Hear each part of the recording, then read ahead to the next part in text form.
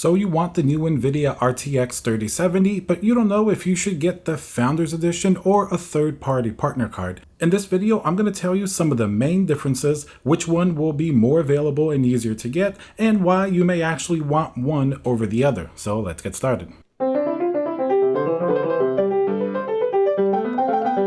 Hey guys, Tiago here with Classical Technology. Smash that like button, makes me happy, makes YouTube happy, helps the channel grow. Remember to subscribe if you like content like this. Smash that notification bell as well. So let's get into the video. The RTX 3070 presents a fantastic value proposition for the dollar. At an MSRP of $499, it's really a 2080 Ti beater. I mean, the 2080 Ti had its moment in the sun for a long time, so we can't really feel bad for it. I know now people are comparing the 3070 nonstop to the 2080 Ti, and of course it's a fair comparison. 2080 Ti was $1,200, and compared to the performance that the 3070 is pulling out now, equal or better than it in a lot of cases, it makes real sense that people are extremely excited. Having said this, we come to the video's topic. RTX 3070 Founders Edition or a third-party AIB add-in board partner. That's going to mean a GPU from one of Nvidia's third parties, such as Evga, Asus, MSI. You get the idea. So let's talk about a few very important things as it concerns the Founders Edition versus the third-party card. The first point that we're going to talk about is what exactly is the Founders Edition. Now, this is going to be something made directly by Nvidia. The third-party GPUs, Nvidia basically gives them the instructions and the PCB. They strap on their own coolers. You'll see they have varying designs. EVGA is going to have a very different design from Asus, from MSI. They all put on sort of their branding and their cooler. With under the surface, it's still an RTX 3070, but they have their different software that can change, like RGB lighting and things like that. They have different fan designs, and of course, they also have different performance metrics. And basically, the Founders Edition is going to come in just one flavor, one design. If we analyze the cooler on the 3080 and the 3090, the 3070 certainly shares a lot of similarities. Of course, it's going to be a smaller GPU. It's not putting out anywhere near the power that a 3090 is or a 3080. So because of that, it's a smaller GPU. There are many benefits to that as well. It's going to fit in more cases. It's more affordably priced. Now, as we have seen from the 3080 and 3090 coolers, it's certainly a very unique design. For many years, Nvidia had sort of their Founders Edition stock coolers, and honestly, they really weren't the best coolers because generally they were a blower style cooler, meaning that air would go in and straight out the back. They were fairly inefficient. They hit their temperature limits fairly quickly, and that would mean that they would throttle down performance compared to something, let's say from EVGA or Asus, that would have like a 3-fan design. Those generally were much more efficient coolers, staying considerably cooler, even though they threw all that hot air in your case. While a blower style is great for a mini ITX case that would sort of blow everything out, it certainly made the third-party GPUs perform considerably better. Last generation with the 20 series, of course, Nvidia made vast improvements to their Founders Edition coolers. Case in point is something like the 2080 Ti. Now, instead of being a blower style, meaning blowing the air out of the case, it has a dual fan design. Temperatures certainly improved tremendously. For example, when my 2080 Ti wasn't water-cooled stock, it would get in the 70 Celsius range when you're playing a game or benchmarking, as opposed to something like a 1080 Ti that had the blower style Founders Edition. That would be pegged at like 84 Celsius stock like all the time. So it's definitely a huge difference in temperature performance. And now we reach this current generation's Founders Edition. It's certainly a very efficient cooler, and we have to remember that power draw and heat certainly went up this generation. Especially the 3090 and 3080 have considerably more power draw than the previous generation, as does the 3070, meaning that these coolers definitely have to put up with a lot more heat for the performance that they're putting out. So as we saw on the Nvidia design for the 3080 and 3090, it's a really cool pass-through design. The cooler is actually very efficient, keeping the GPU really cool, and it certainly does look very iconic. Compared to a third-party GPU design, certainly the Founders Edition is going to be aesthetically at least the most unique of them all, and also the way that it cools the actual GPU. It's a very unique system. Of course, if you look at the third parties, they're generally going to have the same coolers we've been seeing for the last couple of years. There haven't been tremendous changes in design as there has been with the Founders Edition, so that's something to keep in mind. You may look at the Founders Edition and say, that's the GPU for me. I really like the design. Or you may look at it and not like it and want a traditional third-party GPU, like something from Evga or Asus that maybe has like a 3-fan design. But to close off point one, Nvidia makes the Founders Edition with a very unique cooler design, and everything else being a third-party card is going to have a more traditional cooler, and that's going to be made by all of the third parties. Now that you know the basic difference between a Founders Edition GPU and a third-party add-in board partner GPU, which one really at the end of the day is going to perform better? Now, when you're keeping it stock, the Founders Edition, if the 3080 and 3090 are any indication,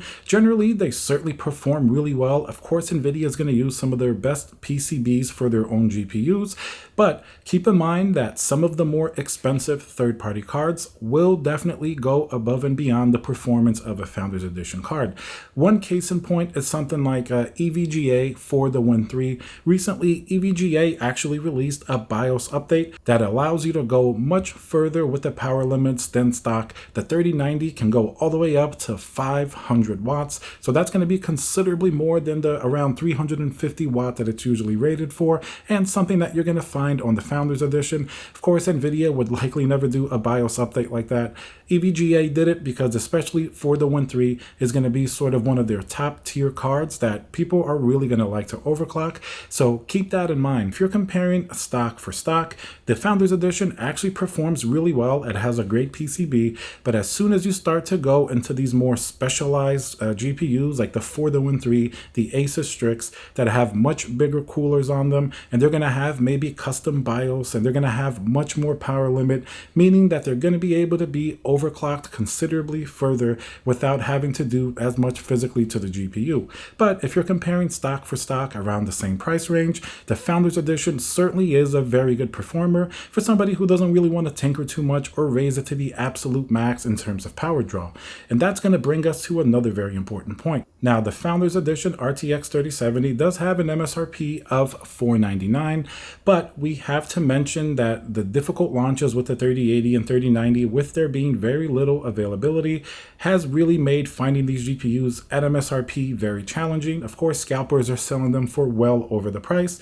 But anyway, we're going to take that $499 as a baseline. Just keep in mind, they certainly will be difficult to find it at that price, unless you do get lucky on launch day or one of the partner websites. But anyway, that gives us a point of comparison.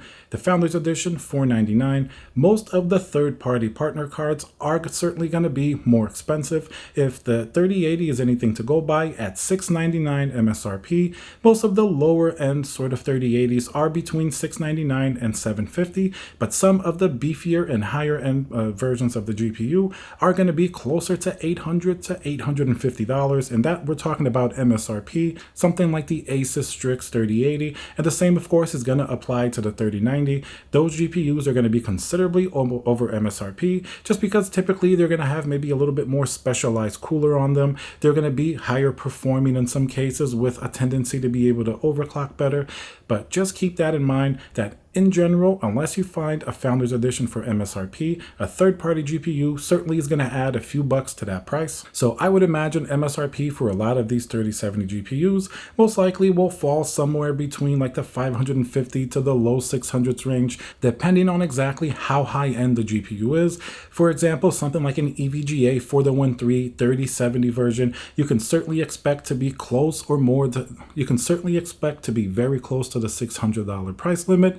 And of course, here we're talking in the US in American dollars. I know that in Europe, you could usually add a decent amount on top. The 3080, 3090, usually they're going to be more expensive in Europe. So this is really talking about the US market and the dollar market. Now that we mentioned price, let's mention one of the major factors in any of these GPUs, but the 3070 especially. That's going to be stock and availability. Just because it's priced well or performs really well doesn't mean anything if people can't find them in stock.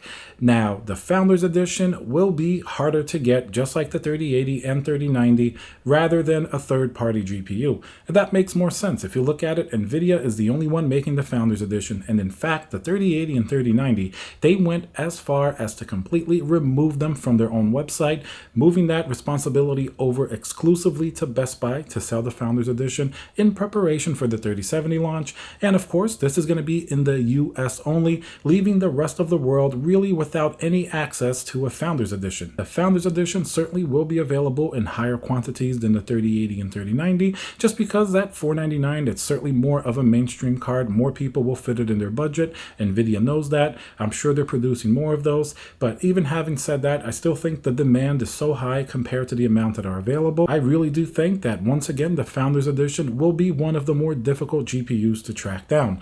Now, the third-party GPUs, while still are going to be tough during launch, it's going to be tough to get one, they're definitely going to be out in considerably more numbers and in many different outlets. They're going to be available worldwide. They're going to be available on various different places aside from just Best Buy or Nvidia's site. They're going to be on Amazon and Newegg, even Micro Center. So the third-party GPUs certainly will be sold in bigger quantities across more different retailers. So that means that your chances of getting a third-party GPU are going to be considerably higher than getting something from Nvidia.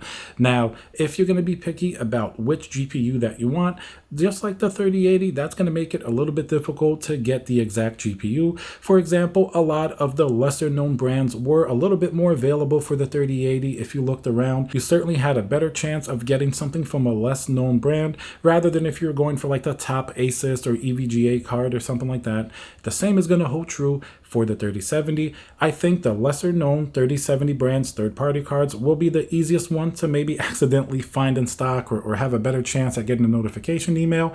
As you get to the higher tiered brands that everybody likes, like Asus or EVGA, those are going to be a little more difficult. And then I think the most difficult is going to be the Founders Edition from Nvidia, not necessarily because it performs better than all of the other ones, just because they're likely making less of them. It does have a very unique cooler that certainly appeals to a lot of people that want that sort of Nvidia iconic look, and it's really only going to be sold probably in two places, Nvidia themselves or Best Buy, and most likely, once again, worldwide, this one's not going to be sold. So you don't have as much of a choice here. Unless you really work hard to get a Founders Edition, there's a pretty good chance that a third-party GPU is actually going to be the one that you end up with. I do understand the appeal of the Founders Edition. Even I have a 3080 right back here, and I'll tell you guys, compared to even the highest end third-party GPUs, the build quality is absolutely exceptional on these Founders Edition GPUs. They just feel like extremely high quality, heavy, solid. When you touch them, you'll know what I'm talking about.